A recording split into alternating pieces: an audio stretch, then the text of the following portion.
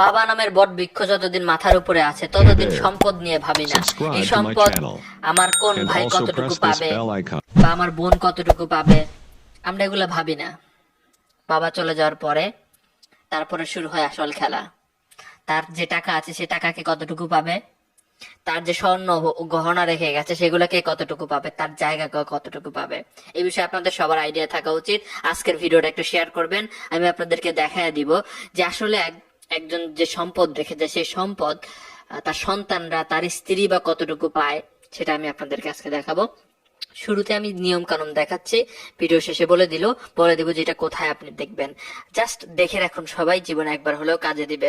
যে একজন ব্যক্তি সাপোজ দুনিয়া ছেড়ে চলে গেছেন, সে ব্যক্তিটাকে ধরে নিলাম যে সে স্বামী, ধরে নিলাম একজনের স্বামী সে, তো সে নাই, এই জন্য সে জিরো। ঠিক আছে, তো ওই ব্যক্তিটা তার আত্মীয় স্বজন কাকে কাকে দুনিয়াতে রেখে গেছে এবং তার কত সম্পদ রয়েছে, সম্পদকে কতটুকু পাবে এটা আমরা বের করবো। তো সে তার স্ত্রী, একজন স্ত্রী রয়েছে। আপনি চাইলে সে যদি দুইটা বিয়ে করে থাকে তাহলে এখানে দুই নাম্বার আপনি দিতে পারেন। তার পুত্র কয়টা আছে, আমি সাপোজ ধরলাম যে তার পুত্র দুইটা আছে। তার কোনো মানে দুনিয়া থেকে চলে গেছেন এমন পুত্র আছে কিনা সেটা আপনি লিখতে পারেন। আমরা সহজ করার জন্য সহজভাবে দেখাচ্ছি। তার কন্যা কয়টা আছে, একটা আছে কন্যা। তারপরে তার পিতা কি এখনো দুনিয়াতে আছেন, ধরে নিলাম হ্যাঁ তার পিতা দুনিয়াতে আছে। তার মাতা কি দুনিয়াতে আছেন, ধরে নিলাম তার মাতাও দুনিয়াতে আছেন। তার দাদা দাদি নানি নাই। তারপরে তার সহোদর ভাই, মানে আপন ভাই তো বলে, তাই না? তো সে কি দুনিয়াতে আছে? ধরে নিলাম হ্যাঁ তার আপন ভাই একজন আছে। এখানে আরো কিছু বিষয় আছে, সম্পর্কর ব্যাপার আছে। তো এখানে আপনার সকল ঘরে পূরণ করতে হবে যদি কেউ জীবিত থাকে। আমি সাপোজ আপনাদের বোঝার ক্ষেত্রে এগুলো দিয়ে দিলাম। তো একজনের জমির পরিমাণ এখানে দিতে হবে। তো এখানে শতাংশে দিতে হবে, 33% তো 1 বিঘা, তাই না? ধরে নিলাম একজনের 200% জায়গা আছে। এরপরে হচ্ছে তার সম্পদের পরিমাণ, টাকা কতটুকু আছে। তো আমি ধরে নিলাম তার টাকা আছে কত, 10 লাখ, একক, দশক, শতক, হাজার, অযুত, লক্ষ, নিযুত, 10 লাখ টাকা আছে। এবং তার স্বর্ণ কতটুকু আছে, ধরে নিলাম যে 5 ভরি স্বর্ণ আছে। এরপর আমি ফলাফলে ক্লিক করব।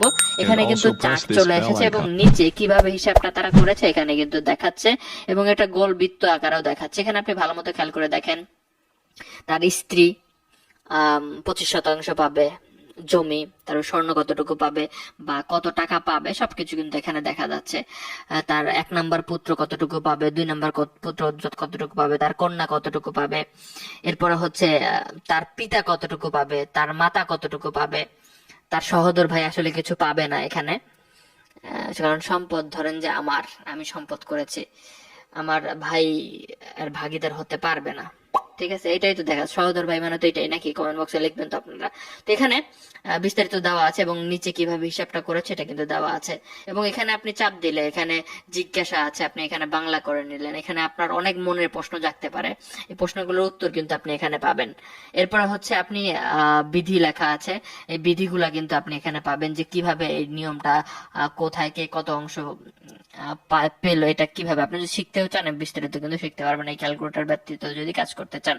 এবার আসেন যে এই অ্যাপটা কোথায় পাবেন। আপনি প্লে স্টোরে গেলে উত্তরাধিকার লিখে সার্চ দিলে আপনি অ্যাপটা পেয়ে যাবেন। অ্যাপটা ইনস্টল দিয়ে কাজ করা শুরু করবেন, কিংবা আপনার যদি প্লে স্টোরে অ্যাপটা কাজ না করে, ইনস্টল না দিতে পারেন, তাহলে উত্তরাধিকার নামে একটা গুগল গিয়ে সার্চ দিবেন, সার্চ দিলে সেম আপনি এটা কিন্তু পাবেন। এখানে সাপোজ যেমন স্ত্রী 1 আছে না 2 আছে, আপনি এভাবে লিখে লিখে কিন্তু আপনি ঠিক একই জিনিস আছে যেটা ওয়েবসাইটের মাধ্যমে, এটা কিন্তু সরকারি জিনিস ভাই। তো ভিডিওটা শেয়ার করবেন, সবার উপকার আসবে আশা করছি। একদিন না একদিন কাজে